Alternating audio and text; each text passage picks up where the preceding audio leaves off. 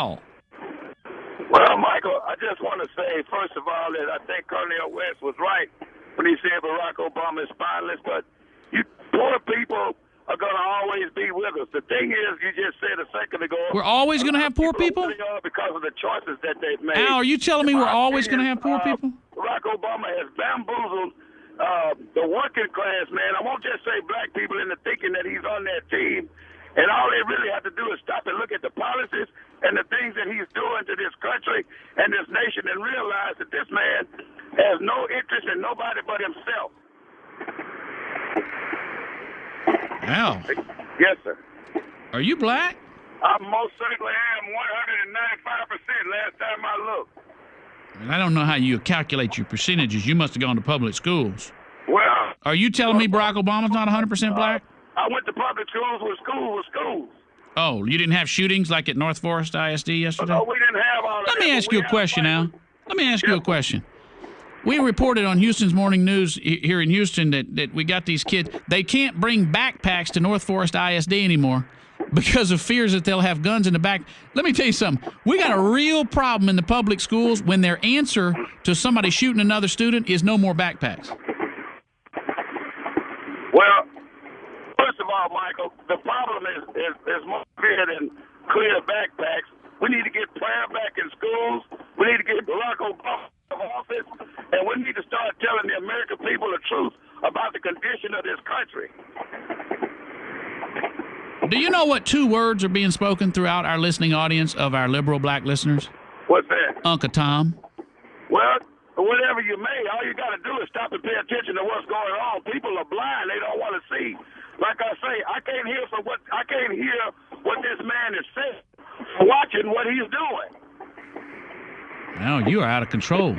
You're not supposed to have these opinions. You're radical. I'm sick of it. I'm pissed off. I'm just gonna be honest with you. And I think that if Mitt Romney is nominated, Barack Obama is gonna be reelected.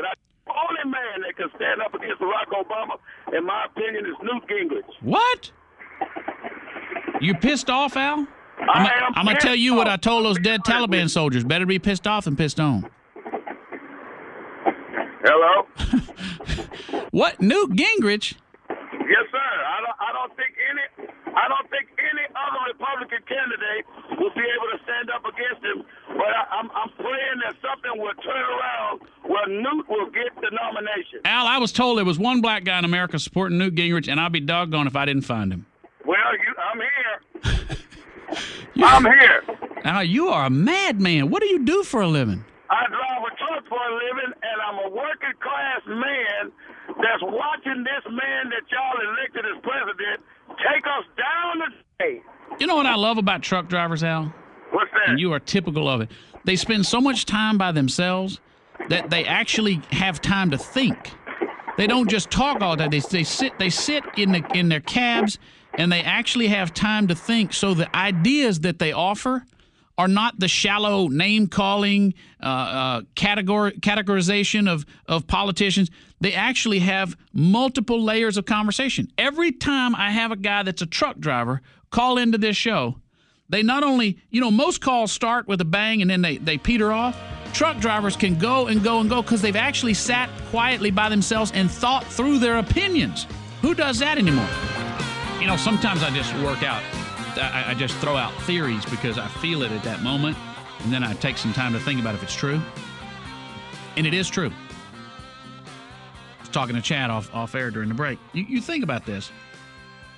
If you listen to, now it's not every one of them, so it's not always true, but the number one class of caller we get, if you were to look at what people do for a living, the number one group of callers we get is truck drivers.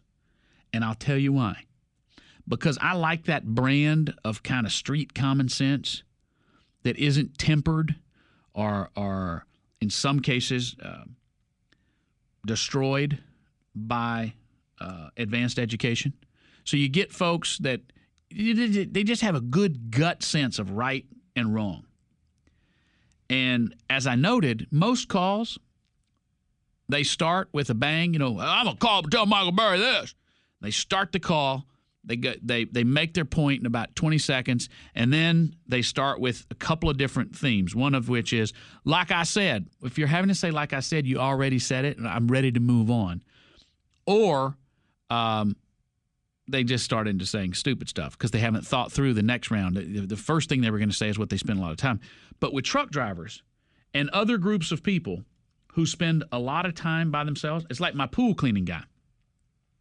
When he comes over to clean the house, he's always got some long political commentary to offer.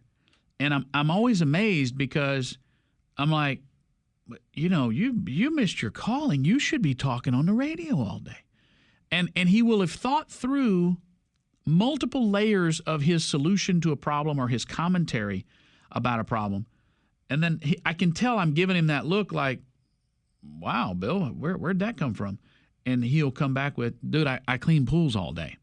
I sit by myself all day and think about things. And it's true.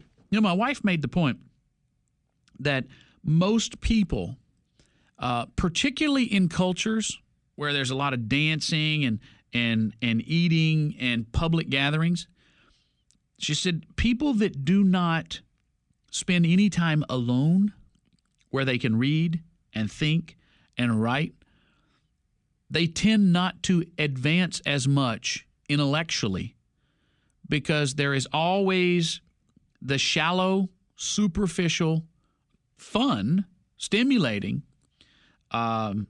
stimulus, sensation of what you're doing right then, drinking, dancing, whatever you're doing. But you really need some quiet reflection to contemplate bigger issues. Look at the great writers in history, Dostoevsky. Look at the great Russian writers, for instance. Now, you look at the length of the pieces they wrote. Nobody else took the time, committed the time to that length of literature, to that piece of literature. And I know, War and Peace or Brothers Karamazov, people talk about, they use that as their example of, long pieces. Well, I could do that or read War and Peace, for instance. But there is something about that we've lost in an era where when you're watching TV news, apparently the audience cannot focus on the news. We also have to have, in addition to the fact that he's reading news, we also have to have 4 graphics accompanying the news because you can't just listen and watch the guy. And you have to have a crawler of different news. There's no way you can process all of that. So they're recognizing that people don't spend any time engaged in careful analysis or quiet reflection or real thought. Everything is superficial. And in fact, we've begun to celebrate superficial. How many times do you hear people say, I'm ADD? Really? Are you? What does that mean? Does it mean you're undisciplined? Because that's what I take it to mean. Instead, it's become a badge of, I'm ADD. You got to tell me quickly, I'm ADD. I can't pay attention in the meeting because I'm ADD. When you're talking, I'm going to text and fart and pick my toes and look around at other stuff and not pay attention to what you said and then wonder why I don't remember what you said and why I didn't get anything out of the meeting. Because I'm ADD. Really? Really? How do you know you're ADD? A silly little term, by the way. But apparently everybody's ADD. If everybody's ADD, then nobody's ADD.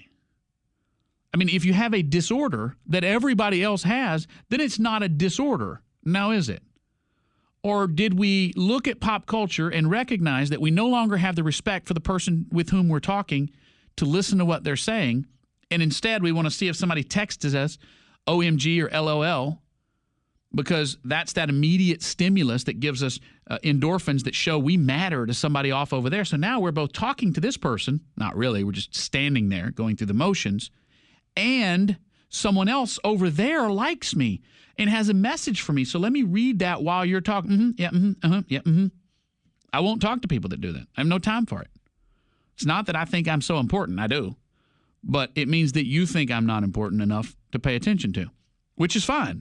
I'm not going to stand here as the prop while you read your text messages. It's ridiculous.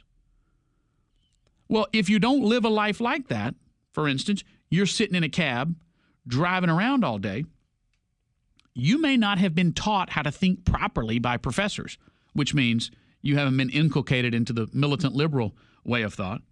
You actually arrive at thoughts yourself. It's like a throwback. It's old school. It's native. It's raw. It's authentic. How long has it been since you had a conversation with somebody whose opinions were authentic? There is no authenticity in American life today because most people have gone to college, have gone to high school and then college, because you have to go to college. And they've been taught, they've been reformed, they've been brainwashed, like those great books, Fahrenheit 451 and 1984 and Animal Farm and Brave New World, Aldous Huxley's. They've all been jammed into this. It's been drilled into their brains how they're supposed to react to things. Any insightful commentary on race, oh, that's racist. Any insightful commentary on class in America or work ethic or culture, we can't have because it makes you a bad person. When you actually hear somebody who hasn't been drilled with those thoughts, like Al a few minutes ago, who hasn't been told how to think and how to respond and is in fact just going through the motions, it's like the Marlboro Man in a world full of wussies. You're like, wow, you're so authentic. Authenticity. Al, the truck driver. That's what we need more of. That's what you're going to get more of coming up on The Michael Berry Show.